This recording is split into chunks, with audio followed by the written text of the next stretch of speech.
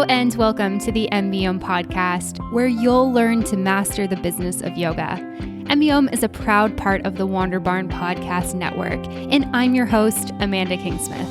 I'm a 500-hour registered yoga teacher, a yoga business coach, and a total business geek. Here at MBOM, you'll learn everything you need to know to create a sustainable yoga business by learning from myself and guests from around the world about how they built their yoga businesses, and about how you too can become a successful yoga teacher, studio owner, and much more. All right, let's dive in.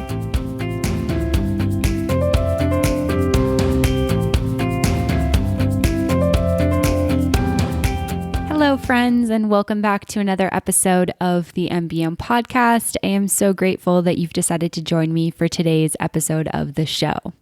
So we have been in the pandemic now for about 2 months, and one of the things that has been a silver lining of this whole experience for me has been seeing how many of you have jumped into teaching online with virtually no preparation. Seriously, it's been so inspiring to see teachers who have wanted to create YouTube channels, build courses, and create memberships do it pretty much overnight and keep at it over the last 8 weeks. It is one thing to create an online business. It is another thing to keep it up. And I just wanted to applaud all of you that are doing the work right now. I've talked about this a bit on the show, but for those of you who don't know, I actually work with 2 yoga studios, and both studios went online back in March, and it happened pretty much overnight. So I know how much work all of you are putting into your yoga businesses, because I have been knee deep in supporting the businesses that I work with, and it has been a ton of work. It has been super rewarding to see the students come together in the community and be able to take yoga from their houses and to keep their practices up, but it has been a ton of work nevertheless. And over the last 2 months, one of the things I've noticed with a lot of yoga teachers is that they're offering their classes on Facebook or Instagram Live completely for free. This has not been my favorite trend of this new online world, and here's why. First of all, it presents a lot of challenges from the legal side of things. It's virtually impossible to have someone sign a waiver when you have no idea who's joining you. And this is a huge consideration when it comes to the legal side of yoga. There are quite a few things to actually consider when it comes to ensuring that your business is legally sound when you're teaching online. Waivers, disclaimers, insurance, there's a lot of things to consider. And I actually did an episode with Corey Sterling from Conscious Counsel a few weeks back, and I would highly recommend checking that out so that you can get more information on the legal side of an online yoga business and just make sure that everything that you're doing is totally sound. The second reason why I don't really love this new trend of just come join me on my Facebook Live, come join me on my Instagram Live, as much as I acknowledge, you're doing the work and that's amazing, is that you're giving your services away completely for free. And just because we're in a pandemic doesn't mean that you need to give your services away for free. What you offer is still valuable. You are still trained, you are still skilled, and you still have something to offer that is worth paying for. And it may be surprising because I know that a lot of people have lost their jobs, but people are still willing to pay for yoga. They are still willing to pay for a service that they value. And one of the things that I talk about a ton on the podcast is energy exchange when it comes to money. In 2020, our energy exchange is generally money, and it's important that what you're offering isn't just you giving away what you have to say or teach completely for free. And before we dive into the meat and potatoes of today's episode, I just really want to encourage all teachers out there that are teaching online to charge something for their offerings.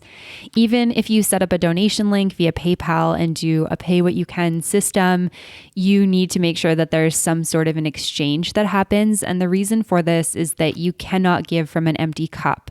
So at the end of the day, you need to buy groceries, you need to pay your bills, and you are trained and certified to do this work, and you paid a lot of money for that. I know this because I have paid for 2 trainings myself, and I think that you are just really worth receiving something financially.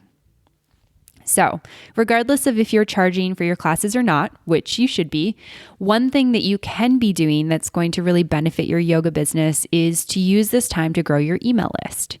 In 2020, it's really essential to have an email list as a small business owner and as a yoga teacher. As yoga teachers, we often think about social media like Instagram and Facebook being our best sources for growing our audience and communicating with our audience. But you will likely get way more traction with your offerings by creating an email list and speaking to people in a more personal way through that. There is something way more personal about showing up in somebody's inbox versus showing up in somebody's DMs on Instagram. So why is an email list essential for your business? Well, there's so much noise on the internet, as you all know. Think about your own experience of scrolling on Instagram or Facebook. When was the last time you stopped and read a long post? When was the last time you engaged with content on there? And when was the last time you took action on purchasing something through social media? Of course, everyone's buying habits are different, but for me, I don't do a ton of engaging via social media, and I almost never purchase from social media. In fact, I don't think I've ever purchased from social media. Sometimes I see something I'm interested in via social media, and then if it shows up in my inbox, that's when I'm more eager to buy. So that's when I actually click. So for me, social media is a lot about scrolling. It's a lot about watching stories. Sometimes I swipe up to look at something, or sometimes I swipe up to read something, but I almost never actually purchase from there. Emails are a way more personal place to communicate with people, and you can actually give someone a much more intimate experience by writing to them via their email. You can get to know your students via email as opposed to on social media, where people have a lot of fear of speaking up or being chastised for their opinions or thoughts. You have the opportunity to just actually get to know that person in a way that feels a lot more real than social media. Plus, if someone is willing to give you their email, they are much more likely to become your lifelong student than if they're just occasionally liking your photos on Instagram. And maybe this is a little bit hard to believe, depending on your interaction with social media and with email. However, I think for most people out there, email is going to be a lot easier way to convert students than on social media. So let's talk a little bit about how you actually go about building your email list. So the first thing you need to do is choose a software program to use. Mailchimp is a great software for beginners. It's free up to 2,000 subscribers, and it's super easy and functional to use. Another email marketing software that I would recommend is Convertkit. It has more functionality than Mailchimp, and it's actually free up until 1,000 subscribers, so you can get started for no fee, which is really great. There's a couple others like Aweber and Constant Contact that are also, great software systems that yoga teachers I've worked with have used, and they love them. And there are a few other options that you can look into. If you do have your website through Wix or through Offering Tree, they actually have integrated email options, which means that you can actually send emails to the people who are coming to sign up for your classes and build your subscribers right through their softwares and send your emails right from there. So if you have one of those softwares, you might not even need a secondary one like Mailchimp or Convertkit. And basically, all of the software programs that I've mentioned have similar functionality. So I would just go check them out and see what's going to be a good fit for you based on how many people you currently have in your audience, how many emails you already have, what you want to grow to, what kind of your business goals are, et cetera, et cetera. And then I would also look at the paid pricing plans because, the goal here is to get above the free amount and to have, thousands of people on your email list. And I would look and see, when you get there financially, what's going to be the best bet for you personally. All right, and so once you've chosen your software, you can start collecting email addresses. And I want to lay out a few scenarios and ways you can do this based on how I've seen a variety of teachers teaching online. So I have a ton of yoga teachers in my network. I have a ton of yoga teachers on my social media, and I've seen teachers doing a variety of different things. And I want to outline how you can best build your email list with your online classes based on things I've seen. So for the yoga teacher who currently doesn't have a website and is teaching their classes via Facebook and or Instagram Live, I'm going to highly recommend that you transition over to Zoom so that you can make sure that everything is legally sound and you can also start getting to know the students that are coming to your classes. This is a great transition for many reasons. And one of them is that you can start cultivating a community for your students and really start to understand who your dream student is. This is another thing that's going to be very, very key for building your yoga business. The other reason is that you can start collecting email addresses to send out the Zoom link to your students. So if you're currently teaching via Facebook or Instagram Live, make the transition over to Zoom. Start letting your students know that your classes are now going to be on Zoom. And then for the yoga teacher who is already on Zoom, but has been asking students interested in their classes to DM them, and then they've been sending the Zoom link there, what I want you to do is switch it to asking them to DM you their email address and let them know that you will email out the Zoom link. Gone are the days of sending the Zoom link via DMs, especially if you aren't charging anything for classes.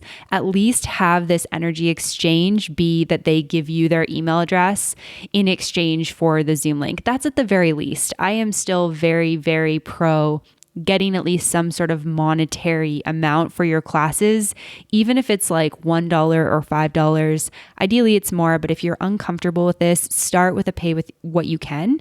But if you are in a community where you really don't feel like it's possible for people to contribute, I would at the very least be doing an exchange for email addresses. And once again, this will be a great way to grow your email list. Okay, so now you have students sending you their emails and you are going to send out the Zoom link for your classes. What you will do is create an audience for your online classes and then send an email with the Zoom link in it. Voila, you are building your email list while teaching online, and it is not that hard. It is seriously super, super simple to do. So this is my best tips for people without a website. We're going to take a quick little break, and when we come back, we're going to talk about different options for people with a website.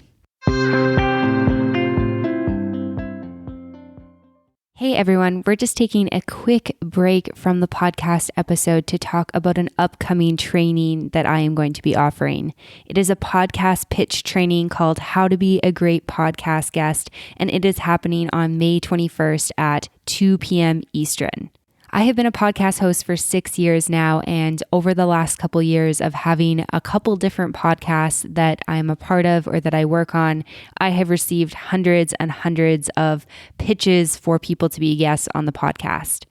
And so I have come together with a couple of other yoga podcast friends that you probably know since they've all been on the show.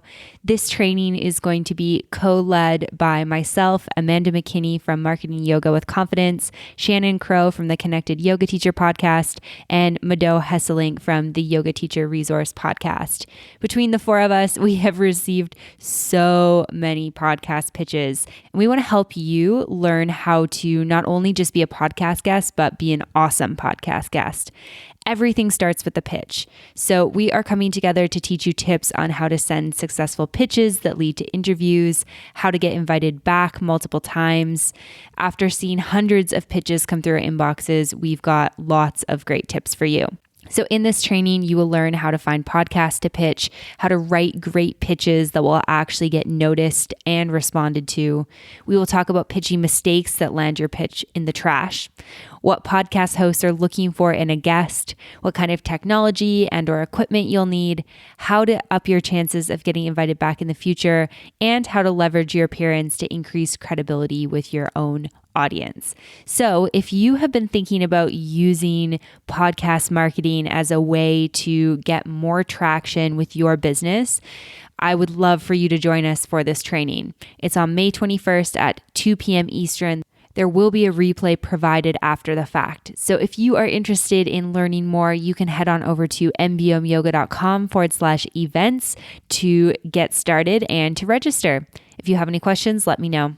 Once again, it's mbomyoga.com/events. All right, back to the episode.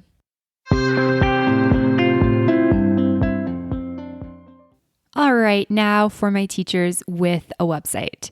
I just want to quickly veer from our main topic of email lists and highly recommend that all yoga teachers have a website. If you have listened to me on the podcast for a while, you know I'm a big fan of yoga teachers having websites because it's kind of like your digital home. It's like your digital brick and mortar store where people come and they get to know just you. It can be hugely beneficial for your business. And it's cool because I've partnered with Offering Tree for over a year now. You've heard them on the podcast, and they make having a website super simple. So if you are a yoga teacher who knows they need a website, but don't know where to start or feel overwhelmed by technology, I would definitely recommend checking out Offering Tree. They offer listeners of the podcast a discount at offeringtree.com/MBO. All right, so continuing on, you have your website and your email software. And what you can do now is you can put a sign up form or button on your website so that your students can easily connect with you. This will encourage more than just the students that are coming to your classes to sign up for your list. The other thing that you can do really easily with a website is create a dedicated page for your classes. So you can create a page with your class schedule and prices on it. You could use a software program here to have people purchase and sign up, or you could simply have a sign up button on your website that adds people to your email list. So the thing you want to remember is that you will basically have like a little box that says, first name, last name, email, whatever information you need, and then subscribe or sign up or register, whatever you want the call to action to be. And when they put their email address in, the software is going to talk to each other. So from your website, it's going to send the email to your email list. Now, there are two things to consider here. It's going to be a little bit tricky to do anything that we've talked about so far and to coordinate if you're using separate Zoom links. So with the Zoom, there's the option of setting up meetings for each of your classes. And if you're sending this out manually or from one email list, it's going to be really hard to manage that. So if this is what you're doing and you're not using a software program, I would highly recommend just using your meeting ID. So that's an option on Zoom. It's a really great option to take advantage of. And basically what you could do is have a button at the bottom of your class schedule that says something like sign up here for the classes, or put your email in the box below to get the Zoom link so that you can join the classes, something like that. And then the other thing to consider is if you are using separate Zoom links, you could have the option of, beside each of your classes, having a different sign up and having it go to a different email list that maybe had a dedicated auto email. However, with all of the different software programs like Mailchimp and Convertkit, if you are on the free plan, you are going to be limited to how many automatic emails you can send out before you have to pay. So if you're trying to do this in a more affordable way, you just want to consider the different options. So another thing I want to touch on with this is an option for you that is really great and super functional in terms of making things very simple for you and your student on the back end. And this is having an intermediary software on your website that allows your student to sign up and pay for classes through that software. So I'll use Acuity as an example because that's what I use on my website and that's the one that I know the best. Basically, you can integrate Acuity into your website or create a sign up button that sends your student to your Acuity page. And then from there, they can pay and you can set up Acuity to send them the Zoom link for your class. From there, you can set up Acuity to add your students to your email address. So Acuity actually integrates with many of the email softwares, and I know specifically with Mailchimp, it works really well. And with this way of doing things, you would use your email list more for other communications and less for just sending out the Zoom link. So in some of the previous examples I gave, you are building your email list, which is amazing. And in this way, you're doing it a lot to send the Zoom link out. In this way, you have this intermediary software that sends the Zoom link, does your payment, does your sign up, all of that good stuff. And you can use your email list for other communications, like maybe tips for a great practice, food you're eating, mindfulness practices, whatever you feel excited about talking to your audience about. And although this may sound like the more complicated option, it's actually going to be the easiest for you and for your student in the long term. So it takes a bit more of admin setup, but once you have it set up, students can easily choose a class or a package or a membership. They can sign up for what they want, they can pay for it, and then get the Zoom link without you having to do anything. So it takes a little bit of your admin work away once you've done the initial admin work to set it up. And this really allows you to just show up and teach, which for most of us is what we're most excited about as yoga teachers. And again, this is another great way to build your email list with your online classes. So I want to just take a moment to recap what we've talked about so far today. And so the first thing is that if you don't have a website and you've been using Instagram and Facebook to communicate, what you can do is shift yourself over to Zoom for doing your classes. You can ask people to give you their email addresses. You can add their email addresses into your email software, and then you can send the Zoom link out from there. And hopefully you are growing your email list by adding more students to your classes and promoting your classes that way. If you do have a website, you can do it a couple different ways. You can do it very similarly to before. You can still have people giving you their email addresses, emailing out the Zoom link, but then you also have this place on your website for an email sign up for your email newsletter. And you can also create a class page where you can have people sign up. And so you can do this in a couple ways. You could list out your class schedule, have a simple sign up button at the bottom where people join and then either get an auto email or an email from you that you send out for classes. However you want to do that will work fine. And then if you are, a little bit further along with this, or maybe feeling a bit more set up, you could have an intermediary software that allows your sign up and your payment to be done really smoothly. And Acuity is the one that I talked you through, but there are tons of different options with this. Offering Tree, which I've talked about, actually does integrative payments. So that's just another reason to use their software if you're a little bit confused about how this all works. But if you are looking to take payment for classes, I really recommend going with an intermediary software because it makes it super simple for people to use their PayPal or their credit cards to pay you. The Zoom link can be sent automatically, and then you can really focus your time and energy in creating great content for classes and growing your classes. All right, so that covers most of what I wanted to talk about today in terms of building your email list with your online classes. And I want to finish off with a couple of pro tips for building your email list. And my first one is that you always want to clearly let people know that they'll be added to your email list when you have a sign up button or you're taking their email. So if you are taking somebody's email via a DM in Instagram or Facebook, say, something you can make sure that you have on the email that you do send out is by providing your email, you will be added to my email newsletter. If you don't want to receive my email newsletter, please let me know. And I won't send you any other emails other than the emails for the Zoom links. And you can actually add tags for these type of people in your email software. And all email softwares have an unsubscribe button at the bottom. So just make sure that you're keeping that in. You do want to make sure people have the opportunity to unsubscribe if they don't want to be receiving your emails. Another pro tip is to give your people something for free in return for signing up for your email newsletter. And this is definitely relevant for everyone who has an email newsletter. This is something that even if you don't have a website, you could certainly be doing. And I'll talk about a way that you could do that in just a little bit here. But basically, you want to offer them a free meditation, a video, a PDF, an ebook, basically anything that you think that your target audience would enjoy. So you want to think about something that you're very qualified to speak about or talk about or offer, and then also something that your audience is going to like and that's going to entice them and encourage them to sign up for your email list. And this is something that works really well if you have an email subscribe just on the homepage of your website, or if you keep it on all your pages, let them know that they'll get something for free for signing up. So this is again that exchange that you want to offer. So we're exchanging energy, and this is the exchange here. They give you their email address, you give them something in return. And even if you're using your email list primarily for sending out Zoom links, you can certainly still have an offering for people. Just because you are building your email list through your online classes doesn't mean you can't give people something in exchange for joining. The other thing you want to do is you want to focus on nurturing your audience. So you want to send emails other than just your classes or your programs and really get to know who your people are.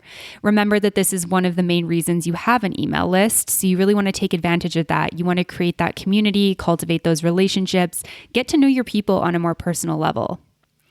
As well, don't be afraid to invest in your business. We've talked about a lot of free options here, and I'm all about saving money where we can in our businesses, but it can also be really beneficial to invest in yourself and your business. So as you're looking through these different options, I don't want you to feel afraid or uncertain about, maybe paying for a domain to create your website, or, wanting to grow your email list past the free amount, or, investing in a software like Acuity or Offering Tree to really make things simple for yourself. This can be one of the best things you can do for your business. My final pro tip for you is, if your Zoom link was in your bio on Instagram, what I want you to do is take it out and instead have a sign up link for your newsletter. So you can use Linktree. Linktree is a free service that you can sign up for, and basically it allows you to put a couple different links using one link. So when people click on your Linktree, it takes them to a page with all your links. And this would allow people to, sign up for classes, get your free ebook on meditation, contact you. You could put a couple different things there, have your YouTube channel. And if you don't have a website, which I mentioned before, you can actually create landing pages for signups through softwares like Mailchimp. So what Mailchimp will allow you to do is create a landing page. So if you want to have a freebie offering and you're not ready for a website, what you could do is create a landing page through Mailchimp, let people know what that freebie offering is, and then have a little sign up button there where they get put on your email list, and then you can set up an automatic email to send them out the freebie. So, all the different email softwares I've talked about are able to integrate this type of stuff. And you want to think about making things as seamless as possible and sending out things automatically as much as you can. If you do have a website, again, you can use Linktree, and you could have, register for classes where it takes them to the registration page on your website. And then you could also say get your free meditation download, and that goes specifically to a newsletter page where they sign up. So you can use your newsletter in a couple different ways and build your email list in a couple different ways like this. So ultimately, I want you guys to start thinking about how you can be collecting email addresses, how you can start turning your students into long-term students, how you can get off just using, sending your Zoom link in your bio or through your DMs, and really think about strategically creating your business. Of course, I want you guys to be charging for your classes because you have a lot of value, but at the very least, think about some sort of exchange with your business. So I hope that this episode has been valuable for those of you listening. I hope that it's given you some food for thought in terms of how you can start building your email list, ways to do it. Of course, if you're confused about anything, you have any questions, make sure you reach out and let me know. info@mbmyoga.com. I also love to work with yoga teachers one-on-one to help them with these types of strategies. So looking at what you're currently doing, seeing the opportunities for growth and filling in those gaps using different software programs, and just being strategic about being able to interact with your audience a little bit better. So if you feel like this has been helpful, but you're not sure what the best thing to do for you is, I would love to work with you. You can book a call with me through my website, mbmyoga.com/consulting. And you can check out what I do for my booking software and stuff like that. You can see the different flow and rhythm with that as well. So I hope that everyone has enjoyed this episode. I hope that you have a wonderful day. I hope you're staying safe and well, and I will see you next week. Thanks for listening. Namaste. Thank you so much for tuning in for this episode of the podcast. To find links, notes, resources, and everything mentioned in today and all episodes of the show, you can head on over to mbmyoga.com.